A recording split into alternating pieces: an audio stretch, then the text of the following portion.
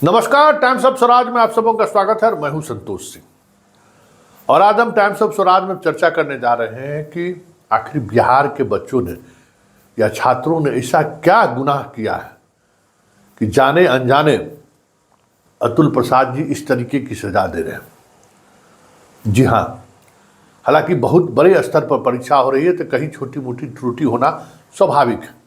कल सीतामढ़ी में हुआ, आज सिवान में हुआ।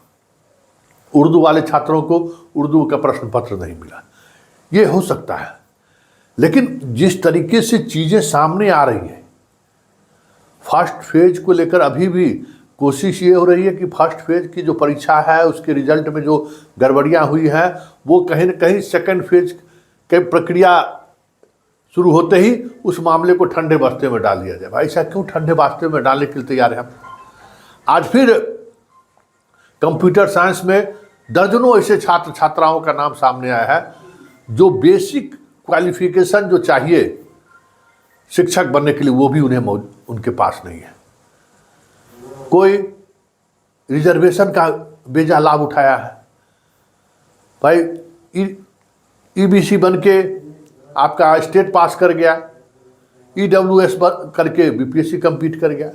पूर्णिया की एक महिला शिक्षक पर यह आरोप है, गंभीर आरोप है, पूरा सोशल मीडिया में डॉक्यूमेंट चल रहा है। इसी तरीके से नवादा की एक लड़की है, सिवान में पोस्टेड है, वो पॉलिटेक्निक है और पॉलिटेक्निक से एमसीए करके जो है सो वो नौकरी में आ गई, जबकि वो कर ही नहीं सकती है। जो सर्टिफिकेट है वो 2022 का है। मतलब कई तरह की ऐसी चीज़ें, खामियां खुलकर अब सामने आने लगी है कि फर्स्ट फेज की परीक्षा को लेकर ही सवाल खड़े होने लगे। और पूरा विभाग, सबसे बड़ी बात है कि पूरा विभाग चुप्पी साध देखा है, कोई कुछ बोलने को तैयार नहीं है। एंशिएंट हिस्ट्री वाले मसले पर बातें अब सामने आ गई है कि एंशिएंट हिस्ट्री वाले मामले पर शिक्षा विभाग का आदेश है कि वो हिस्ट्री वाले पद पे बहाल हो ही नहीं सकते। लेकिन बहाली भी हुई, पोस्टिंग भी हो गई और अधिकांश जो यूपी से सटे हुए बॉर्डर वाले ज़िले हैं उस इलाके में उसकी पोस्टिंग हुई है। मुंगेर में भी पोस्टिंग हुई है। और वो जो पोस्टिंग हुई है उस पोस्टिंग को लेकर जब सवाल खड़े किया जा रहे हैं छात्रों की तरफ से, तो शिक्षा विभाग के अधिकारी कुछ भी बोलने से बच रहे हैं। तो विद्यार्थी आरटीआई के तहत इन्फॉर्मेशन मांग रहे हैं कि आप हमें इन्फॉर्मेशन दीजिए। इन्फॉर्मेशन देने से को तैयार ही नहीं है कोई भी। मतलब ऐसा लग रहा है कि जो ये परीक्षा पास कर गए हैं, जैसे भी पास कर गए, नौकरी में आ गए, उसको बचाना है। चाहे उसके लिए जिस हद तक जाना पड़े आयोग को या फिर शिक्षा विभाग को, वो उस हद तक जाने को तैयार है। जब छात्र चीख चीख कर कह रहे हैं कि इतनी बड़े स्तर पर गड़बड़ी हुई है, फिर जांच क्यों नहीं हो रहा है? जांच कराने में समस्या क्या है? शिक्षा विभाग के अधिकारियों को रोज मेल लोग कर रहे हैं, डिस्ट्रिक्ट से लेके पाठक के दफ्तर तक लोग मेल कर रहे हैं कि देखिए सच्चाई, देखिए ये किस तरीके से फर्जी डॉक्यूमेंट्स के सहारे शिक्षक बने हैं, देखिए किस तरीके से जो योग्यता नहीं है वो लोग शिक्षक बन गए हैं। लेकिन कोई बातचीत नहीं। एक दो जिलों में कार्रवाई हुई, बाकी जिला उसको ठंडे बस्ते में डाल दिया है।